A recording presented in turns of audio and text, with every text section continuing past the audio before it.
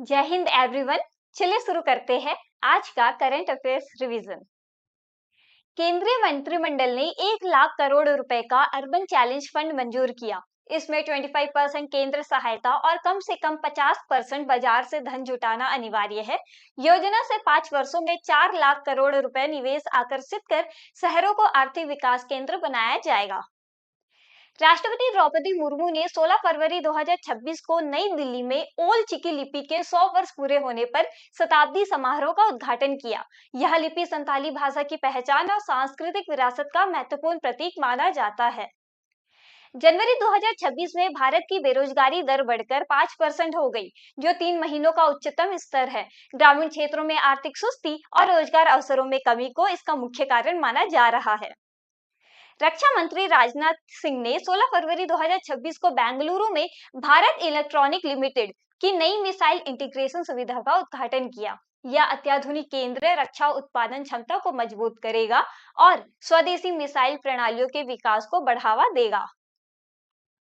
तारिक रहमान ने 13वें संसदीय चुनाव में 297 में से 209 सीटें जीतने के बाद प्रधानमंत्री पद की शपथ ली। उनकी पार्टी बांग्लादेश नेशनलिस्ट पार्टी को स्पष्ट बहुमत मिला, जिससे नई सरकार का गठन हुआ। स्टेट बैंक ऑफ इंडिया की रिपोर्ट के अनुसार जनवरी 2026 में देश में प्रचलन में मुद्रा 40 लाख करोड़ रुपए के रिकॉर्ड स्तर पर पहुंच गई। मजबूत खपत और बढ़ती आर्थिक गतिविधियों को इसका मुख्य कारण माना गया है। 2025-26 विपणन वर्ष में फरवरी तक भारत का चीनी निर्यात 2.01 लाख टन से अधिक हो गया। निर्यात में बढ़ोतरी से घरेलू बाजार संतुलित हुआ और चीनी उद्योग को राहत मिली। भारत और फ्रांस ने बेंगलुरु में आयोजित छठे भारत फ्रांस रक्षा संवाद के दौरान हैमर सटीक हथियार के संयुक्त उत्पादन के लिए समझौता ज्ञापन पर हस्ताक्षर किए। इससे स्वदेशी रक्षा निर्माण को बढ़ावा मिलेगा और दोनों देशों के रणनीतिक संबंध मजबूत होंगे। सद्गुरु जग्गी वासुदेव ने कोयम्बतूर में महाशिवरात्रि के अवसर पर भव्य भारत भूषण पुरस्कार की शुरुआत की।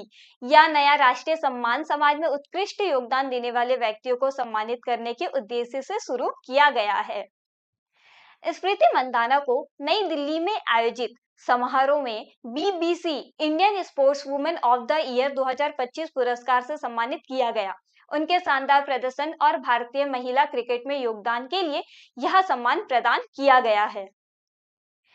जगत प्रकाश नड्डा ने स्वास्थ्य क्षेत्र में नैतिक एआई को बढ़ावा देने के लिए साही और बोध पहल की शुरुआत की।